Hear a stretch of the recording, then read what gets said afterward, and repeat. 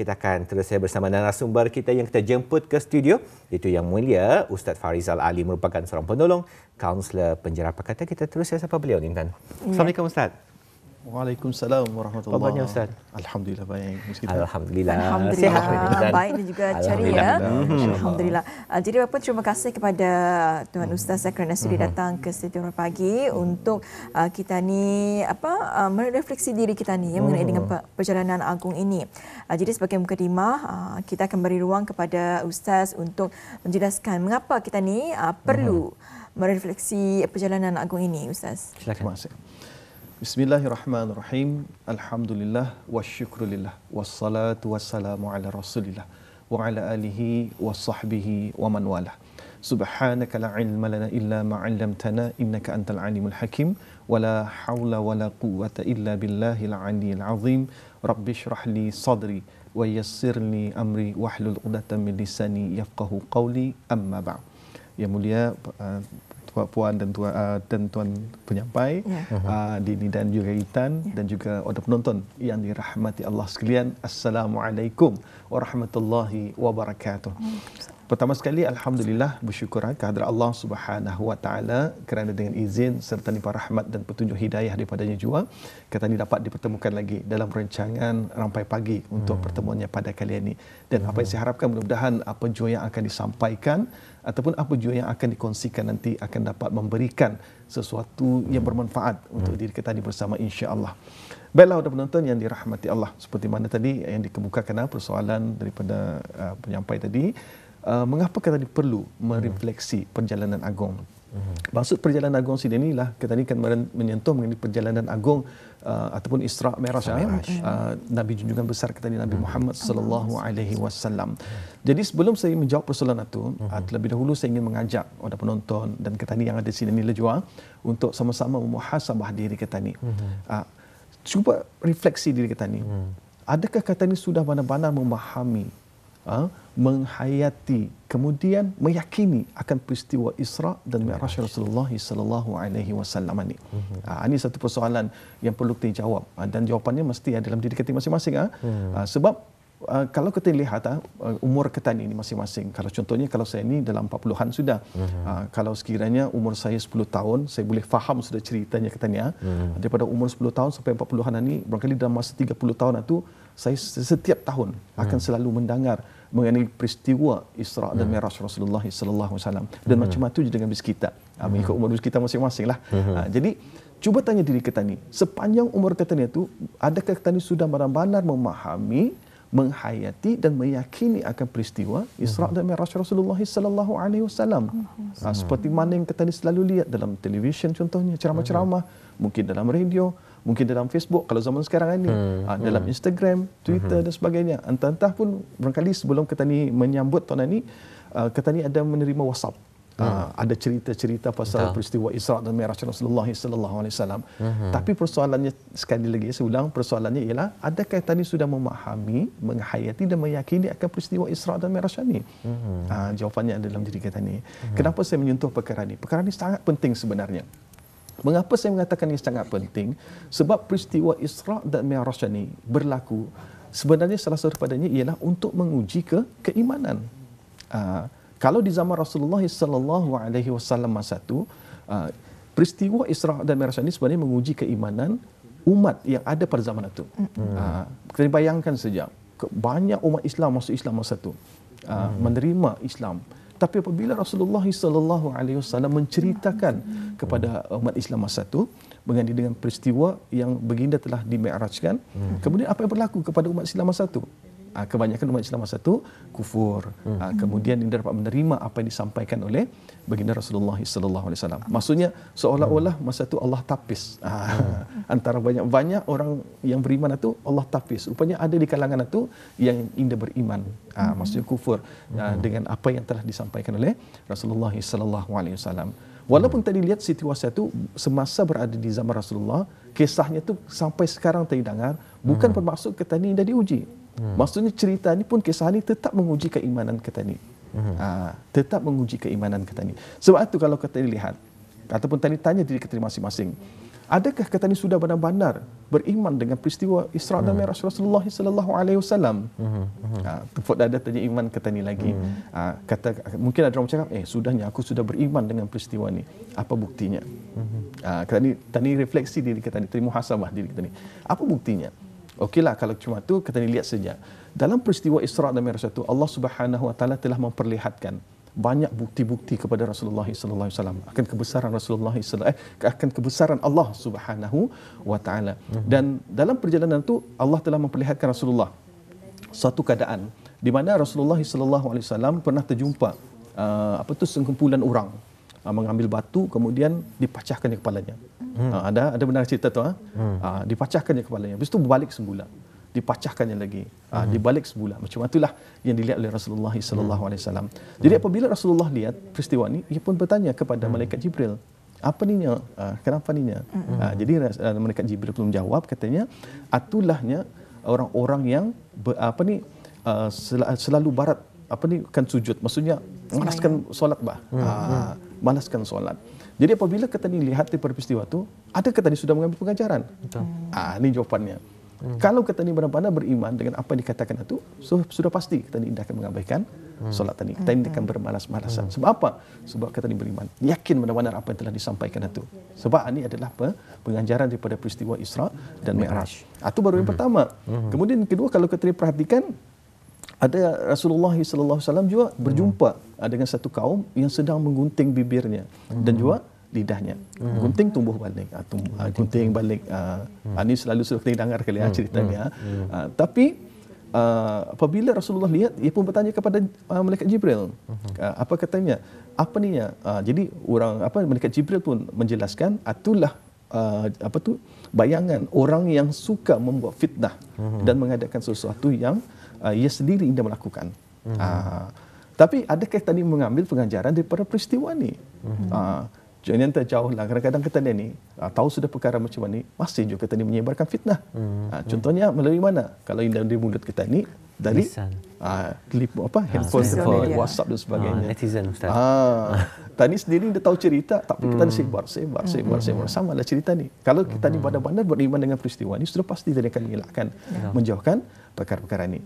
Itu yang pertama. Sebab itulah kita ni perlu muhasabah tadi, refleksi diri kita ni balik dengan peristiwa dengan kisah peristiwa Isra dan Mi'raj Rasulullah sallallahu alaihi wasallam. Ini baru yang pertama.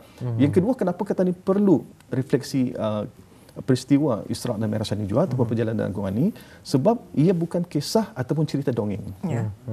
Bukan cerita dongeng. Bukan juga kisah cerita rekaan dan sebagainya. Kalau kita ni lihat movie dan sebagainya, itu banyak rekaan lah. Kita ni lihat Iron Man, rekaan juga. Kita ni lihat Superman, rekaan juga. Tapi kita ni suka melihat, kita suka menyaksikan ceritanya itu. Tapi yang kisah bandar ni, kita ni benar-benari. Dan kita ni menghayati. Tapi kalau cerita movie, kita ni hayati terpulang. Jadi ini muhasabah untuk kita ni. Jadi sebab apa saya mengatakan bahawa peristiwa Isra dan Mi'raj ini bukannya cerita dongeng, bukan cerita rekaan, sebab ia ada disebutkan di dalam Al-Quran.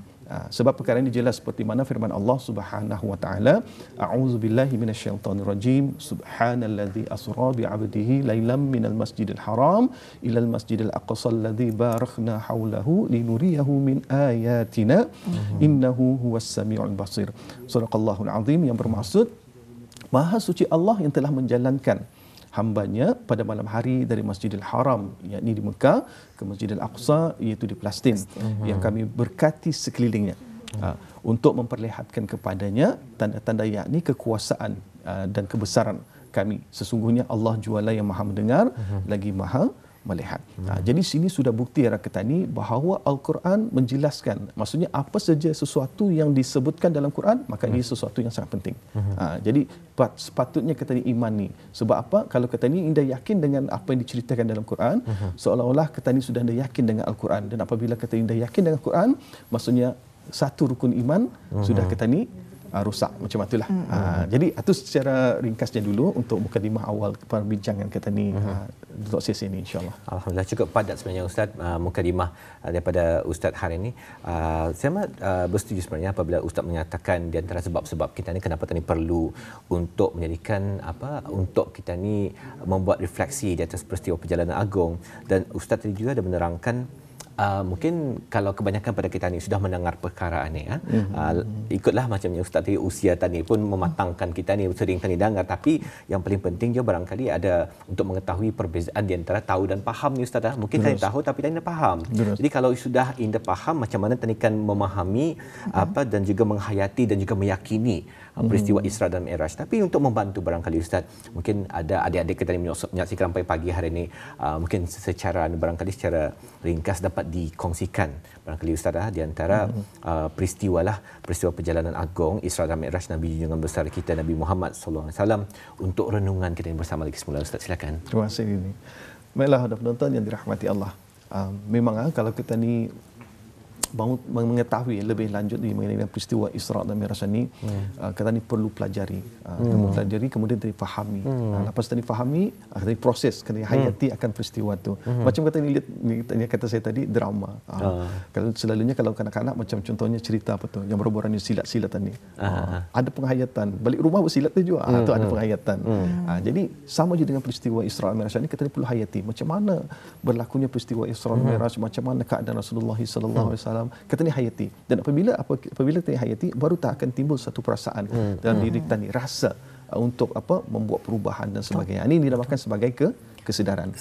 Ini yang kita ni harapkan sebenarnya. Walau bagaimanapun, untuk kan menceritakan mengenai kisah peristiwa Isra dan Mi'raj Rasulullah sallallahu alaihi wasallam ini memang satu kisah yang sangat panjang.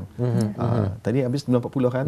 Tentang pukul 9 malam tapi tak apa, insya-Allah saya akan cuba pendekkan. Jadi untuk memudahkan untuk kita memahami, sebenarnya peristiwa Isra dan Mi'raj ini ia ada 3 fasa. Satu fasa sebelum berlakunya peristiwa Isra dan Mi'raj, kemudian pasal peristiwa Isra dan Mi'raj itu semasa, dan kemudian selepas peristiwa Isra dan Mi'raj.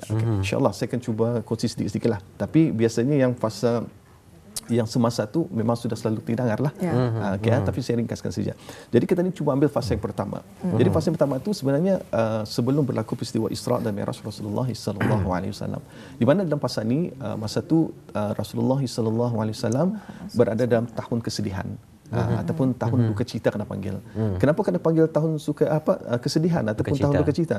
Sebab masa tu Rasulullah sallallahu alaihi wasallam telah kehilangan 2 orang insan yang baginda sayangi. Jadi ini orang backup baginda, tulang belakang baginda dalam menyampaikan dakwah dan sebagainya. Contohnya Abu Talib, bapa saudaranya. Kalau dulu Rasulullah berdakwah, orang dah berani kan mengucapkan berkasar sama Rasulullah, payah orang kan berkasar. Cuba ada orang tertentu saja. Tidak semua berani untuk kan berkasar dengan Rasulullah. Sebab apa? Sebab adanya Abu Talib ini. Tapi apabila Abu Talib sudah meninggal, maka apa yang berlaku? Orang masa tu orang kaum Quraisy berani untuk melontarkan kata-kata nista dan sebagainya. Maksudnya bukan siksaan, dugaan. Rasulullah SAW itu makin bertambah. Dan biasanya juga apabila lepas Rasulullah SAW berdakwah, apabila balik ke rumah, ada orang support ke dia lagi. Orang yang memberikan kasih sayang, belayan manja dan sebagainya, itu isterinya, itu Khadijah bin Khuwailid. Tapi apabila Khadijah ada, maka Rasulullah bertambah kesunyian dan sebagainya, ada support. Jadi dua-dua ni sangat penting bagi Rasulullah sallallahu alaihi wasallam. Jadi apabila keadaan itu semakin menekan, masa tu umat Islam pun makin tertekan dan sebagainya, maka masa itulah Rasulullah sallallahu alaihi wasallam mengubah strategi dakwah baginda. Jadi macam mana baginda mengubah strategi? Baginda telah membuat perubahan cara baginda berdakwah tu daripada Mekah ke satu tempat, itu dinamakan Taif. Di sana. Jadi baginda pun sana berdakwah. Berjalan bersama Zaid bin Harithah, sahabat Rasulullah SAW. Jadi apabila berdakwah sana, Rasulullah SAW berharap dakwahnya di sana tu akan diterima oleh umat kaum di sana. Macam harapan kita ni, kalau tadi kamu kerajaan tadi mau happy dan sebagainya.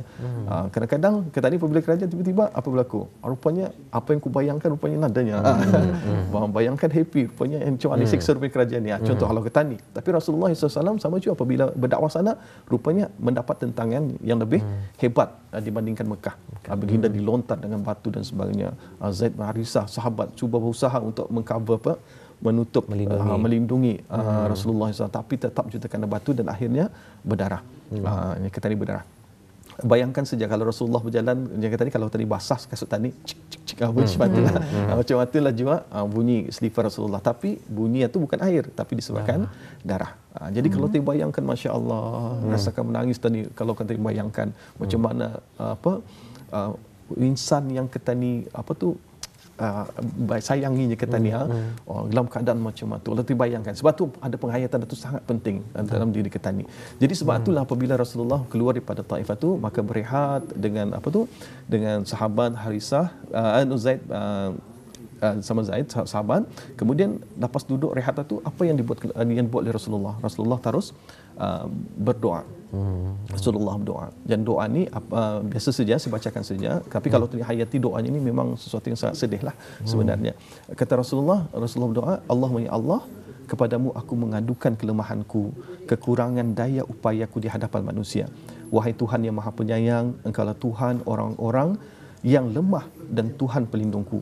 Kepada siapa hendak Engkau serahkan nasibku? Kepada orang jauhkah yang berwajah muram kepadaku, atau kepada musuh yang akan menguasai diriku? Asalkan Engkau tidak murka kepadaku, aku tidak peduli. Inilah dikata ulama sebab doa ni lah. Asalkan Engkau tidak murka kepadaku, aku tidak peduli. Ini tawakal Rasulullah sudah tinggi. Rasulullah tawakalnya sudah tinggi. Sebab tu kalau kita ni lihat, tawakal ni sebenarnya banyak ia punya hikmah ataupun ia punya kelebihan sebenarnya. Kebanyakan contohnya, kalau ini saya masuk sedikit kisah Nabi Ibrahim. Disebabkan tawakal Nabi Ibrahim lah, maka api yang basar menjadi sejuk. Sebab semasa Nabi Ibrahim, ini masuk kisah Nabi Ibrahim ni, bukan Nabi Muhammad. Masa Nabi Ibrahim kan kena lontar ke dalam api, malaikat Jibril telah datang mengoffernya kata dia untuk membantu Nabi Ibrahim. Tapi Nabi Ibrahim cuma cakap hasbunallah wa ni'mal wakil. Hasbi Allah wa ni'mal wakil. Cukuplah Allah sebagai penolongku, pelindungku atau penolongku. Jadi disebabkan hasbi Allah wa ni'mal wakil, itulah maka Allah perintahkan api untuk menjadi sejuk. Itu kata ulama. Jadi tawakal. Jadi ini pun Rasulullah, ia bertawakal, asal engkau tidak murka kepadaku, aku tidak peduli. Jadi sebab sungguh, sebab ini sambungan doanya dia, sebab sungguh luas kenikmatan yang engkau limpahkan kepadaku, aku berlindung kepada cahaya wajahmu yang menyinari kegelapan, dan kerana itu yang membawa kebaikan di dunia dan di akhirat, aku berlindung dari kemurkaanmu. Kepada engkau lah aku adukan halku sehingga engkau redha kepadaku, dan tiada daya upaya melainkan dengan kehendakmu. Itu yang antara doa. Jadi sebab doa itulah maka Allah telah mendengar doa Rasulullah sallallahu alaihi wasallam, maka Allah perintahkan Jibril untuk bertemu dengan dengan Rasulullah, kemudian memerintahkan malaikat kalau sekiranya Rasulullah nyuruhkan mengampapkan bukit dan sebagainya, tunaikan, tapi Rasulullah menolak dan sebagainya. Sebab itulah apabila Rasulullah balik, di sanalah bermulanya malamnya itu bermulanya peristiwa Isra dan Mi'raj ni, di mana Rasulullah dibawa oleh dua malaikat ke telaga Zamzam, kemudian cuci hatinya, kemudian dibuang titik-titik hitam di hati baginda, kemudian dimasukkan dengan hikmah, dengan keyakinan, dengan iman dan sebagainya. Kemudian baru naik borak, kemudian daripada Masjidil Haram terbang ke Masjidil Aqsa, dan sebelum sampai ke Masjidil Aqsa itu ada 3 tempat disinggahi oleh baginda Rasulullah sallallahu alaihi wasallam. Ini secara ringkas dia. Okey, singgah di tempat di mana Rasulullah sallallahu alaihi wasallam akan hijrah, kemudian ke Baitul Laham tempat Nabi Isa dilahirkan, kemudian ke Bukit Turmis sambutan yang lupa saya di mana Nabi Musa berkata-kata, kemudian baru singgah ke ke Masjidil Aqsa, kemudian baru mengimamkan para nabi-nabi, kemudian dibagikan pilihan susu atau arak, kemudian ini ringkas ni, kemudian naik ke langit 1 2 3 4 5 6 7, kemudian naik ke Sidratul Muntaha.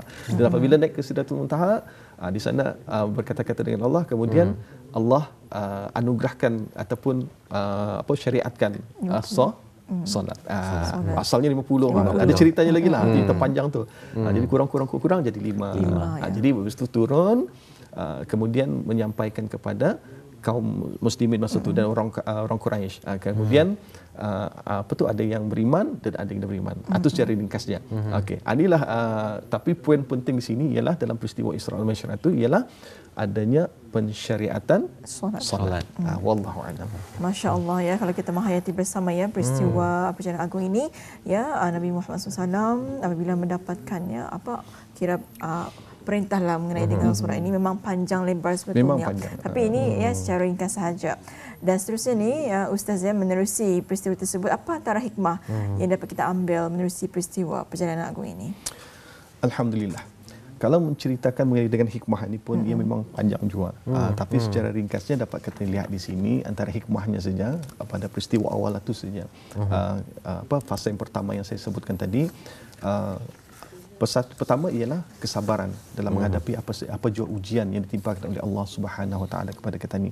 Apa jua ujian ditimpakan, maka kita ni perlu serahkan kepada Allah Subhanahu Wa Taala. Kemudian segala keburukan, kejahatan orang dibalas dengan kebaikan. Itu di antara hikmah.